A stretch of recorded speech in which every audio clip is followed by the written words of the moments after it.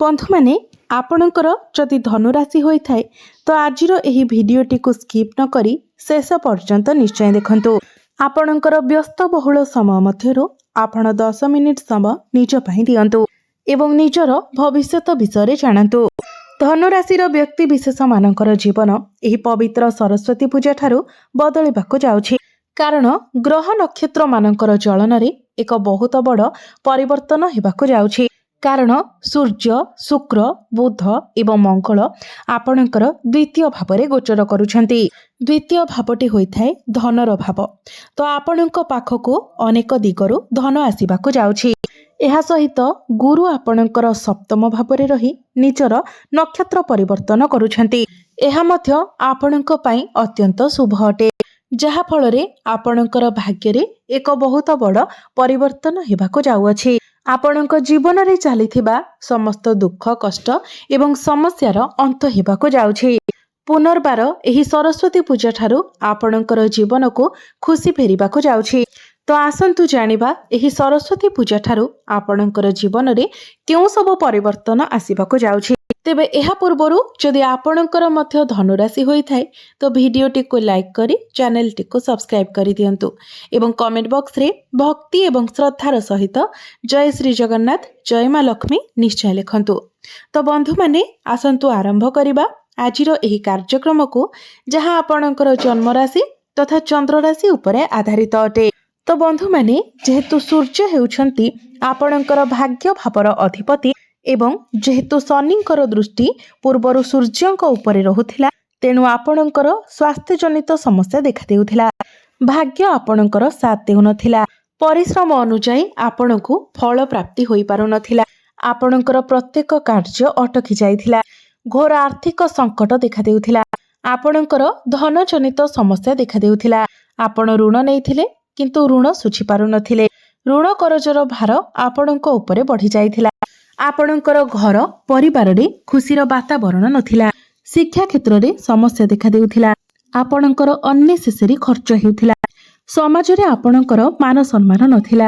आपणकु चाकरीटीए प्राप्ति होई पारु नथिला। संतान संतति पई आपण चिंतित रहुथिले। आपणकर व्यापार वाणिज्य रे लॉस हेउथिला। प्रेम जीवन रे मध्य समस्या देखा देउथिला। तेबे एभली जहा भी समस्या आपणक जीवन रे लागि रहितिला ताहा वर्तमान दूर हेबाकु जाउछि। एही सरस्वती पूजा ठारू पुणी थरे आपणक जीवन को खुशी फेरिबाकु जाउछि। आपणक जीवन रे नूतन सूर्योदय हेबाकु जाउछि, कारण सूर्य आपणकर द्वितीय भाव को चली आसीछंती। सूर्यंक सहित शुक्र, बुध एवं मंगल मध्य आपणकर द्वितीय भाव रे गोचर करुछंती। तो पूर्वरु आपणकर जहा भी किछि आर्थिक समस्या रहिथिला ताहा एही सरस्वती पूजा परे दूर हेबाकु जाउछि। विभिन्न दिगरु आपणक पाखकु धन आसीबो। धन रोजगार करिबा पई आपणकु नुआ नुआ बाट मिलि जिवो। आपण किछि एक्स्ट्रा इनकम करिबाकु भाबी पारंती। द्वितीय भावटी होइथाय कुटुंब एवं परिवारर भाव। तो पारिवारिक सुख आपणकु प्राप्ति हेबो। आपणकर बाणी रे मधुरता आसीबो। लोक माने आपणकर बाणी द्वारा आपणक आडको आकर्षित हेबे। सबुठारु बड़ कथा हेउछि जे पूर्व अपेक्षा आपणकर आय रे वृद्धि देखिबाकु मिलिबो। आपणकर डेली इनकम बढ़िबो। आपणकर फाइनेंशियल ग्रोथ हेबो। आपणकर बैंक बैलेंस मध्य बढ़िबो। जेहेतु आपणक पाखकु मोटा अंकर अर्थ आसीबो, विभिन्न दिगरु अर्थ आसीबो, तो जो व्यक्ति विशेष माने पूर्वरु ऋण करजर मायाजाल रे फसी रहितिले, ऋण करज सुझिबाकु बाट पाउनथिले, तो एही सरस्वती पूजा परे आपण समस्त ऋण करजरु मुक्ति पाइबे। समस्त शत्रु मानक ठारू मध्य आपणकु मुक्ति मिलिबो। समय समय आपणक पाखकु आकस्मिक धन मध्य आसीपारे, कारण गुरु मध्य आपणकर लग्न को दृष्टि देउछंती, जहा फल रे आपणकु आकस्मिक धन प्राप्ति हेबो। चारि दिगरु आपणकु लाभ ही लाभ प्राप्ति हेबो। चारि गोटी ग्रह आपणकर अष्टम भाव को दृष्टि देउछंती। तो एही समय जो व्यक्ति विशेष माने रिसर्च लाइन अछंती, साइंटिस्ट अछंती, गुप्त विद्या अध्ययन करुछंती, सेमानंकु अनेक शुभ फल प्राप्ति हेबो। आपणकु कोनोसी गुप्त स्रोतरु धन मध्य प्राप्ति होई पारे। कोनोसी पैतृक संपत्ति रु मध्य आपणकु लाभ प्राप्ति होई पारे। जेहेतु सूर्य हेउछंती आपणकर भाग्य भावर अधिपति, तो भाग्य आपणकु पूर्ण मात्रा रे साथ देबो। भाग्य बल रे आपण जो भी कार्य हाथ देबे सेथिरे आपणको सफलता प्राप्ति हेबा। गृह रे शुभ मांगलिक कार्यर आयोजन मध्य होई पारे। आपण कोनोसी धार्मिक स्थान को किंबा दूर स्थान को यात्रा करि पारंती। आपण किछि भूमि प्रॉपर्टी जमी नूतन जानवाहन किंबा नूतन गृह इत्यादि निर्माण करि पारंती। जेहेतु शनि आपणकर चतुर्थ भावरे अछंती तो आपणको समस्त सुखर मध्य प्राप्ति हेबा। मां को स्वास्थ्य रे जदि पूर्वरु किछि समस्या थिला ताहा मध्य दूर होई जिवो। जदि आपणकर किछि प्रॉपर्टी जमी पूर्वरु सेल होई पारु नथिला तो ही सरस्वती पूजा परे आपणकर सेही प्रॉपर्टी सेल होई पारे। आपणक हाथ को मोटा अंकर अर्थ मध्य आसी पारे। एहा व्यतीत आपणकर पंचम भावर अधिपति मंगल मध्य आपणकर द्वितीय भाव को चलन करिवे। गुरु मध्य आपणकर लग्न को दृष्टि देबे। तो जो व्यक्ति विशेष माने प्रेम जीवन रे अछंती सेमानंको अनेक शुभ फल प्राप्ति हेबा। खुशीर मुहूर्त लागि रहिबा। आपणको भ्रमण सुख प्राप्ति हेबा। जो मानक मध्य कथावार्ता बंद हो जायतिला ब्रेकअप आदि होइथिला सेमानंक मध्य पुणी थरे कथावार्ता होई पारे। जो माने सिंगल अछंती सेमानंको नुआ पार्टनर मध्य मिली पारंती। गुरु आपणकर सप्तम भावरे थिबा कारणरो आपणकर प्रेम विवाहर रूप मध्य नै पारे। जो मानकर विवाह बयस होई जायथिले मध्य विवाह होई पारु नथिला सेमानंक पाई मध्य विवाह प्रस्ताव आसीबो एवं विवाह स्थिर मध्य होई जिवो।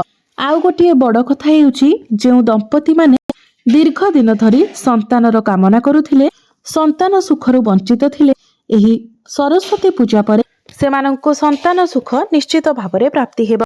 शिक्षा क्षेत्र रे मध्य आपण बहुत अधिक उन्नति एवं प्रगति करिवे। उच्च शिक्षा करिबा पई बाहर को जाई पारंती। कोनोसी मन पसंदर कॉलेज रे आपणकर एडमिशन होई पारे। जदि आपणकर किछि कॉम्पिटिटिव एग्जाम अछि सरकारी स्तर रे किछि परीक्षा अछि तेबे सेथिरे आपण निश्चित भावरे उत्तीर्ण हेबे। एही सरस्वती पूजा परे आपण आपणकर शिक्षा क्षेत्र रे किछि ना किछि बड़ परिवर्तन निश्चित भावरे करिवे।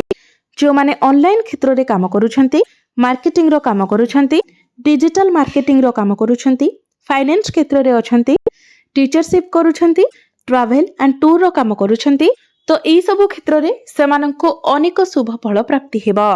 एहा सहित शनि जे कि कर्मर कारक ग्रह अटंती से आपणकर कैरियर भाव को दृष्टि देउछंती। बुध मध्य आपणकर द्वितीय भावरे विराजमान अछंती।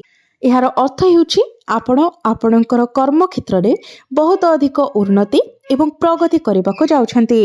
चाकरी क्षेत्र रे आपणकर प्रमोशन होई पारे। जो माने बेरोजगार अछंती जो मानक निकट रे चाकरी नाही तो सेमानंकु एही सरस्वती पूजा परे परे चाकरी मिलिबार मध्य बहुत अधिक संभावना रहुछि। कोनोसी एमएमसी कंपनी रो आपणकु जॉब ऑफर मध्य आसी पारे। आपण आपणकर काम कार्य को नै विदेश यात्रा मध्य करि पारंती।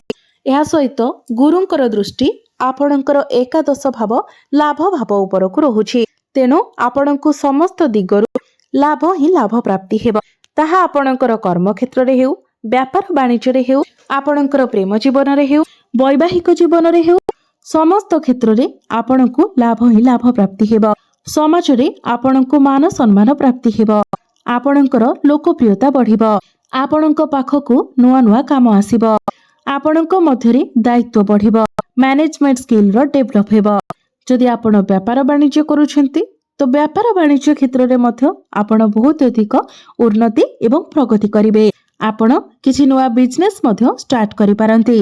पूर्व अपेक्षा आपणकर व्यापार वाणिज्य बहुत भलो चलिबा। आपणकर कस्टमर बढ़ी पारंती। आपण पार्टनरशिप रे मध्य किछि व्यापार वाणिज्य आरंभ करि पारंती। तेबे अधिक शुभ फल प्राप्ति करिबा पई आपण प्रत्येक दिन गुरुंकर बीज मंत्र 108 थर जप करंतु। ओम ग्राम क्रीम क्रोम सह गुरवे नमः एही मंत्र को आपण प्रत्येक दिन 108 थर जप करंतु। एहा सहित प्रत्येक गुरुवार दिन आपण ब्राह्मण मानको निजर सामर्थ्य अनुसार हळदिया रंगर कोनोसी जिनिस दान करंतु। जेमिति कि हळदिया रंगर वस्त्र हेउ किबा हळदिया रंगर खाद्य हेउ। प्रत्येक दिन संध्यारे आपण हनुमान चालीसार पाठ करंतु एवं प्रत्येक दिन आपण उदित सूर्य को तंबा पात्र रे जलार्घ्य अर्पण करंतु। आपनको अधिक मात्रा रे शुभ फल प्राप्ति हेबा। तो बंधु मैंने आपणकर जीवन मंगलमय हो, यह ही ईश्वर निकटरे मोर प्रार्थना। धन्यवाद।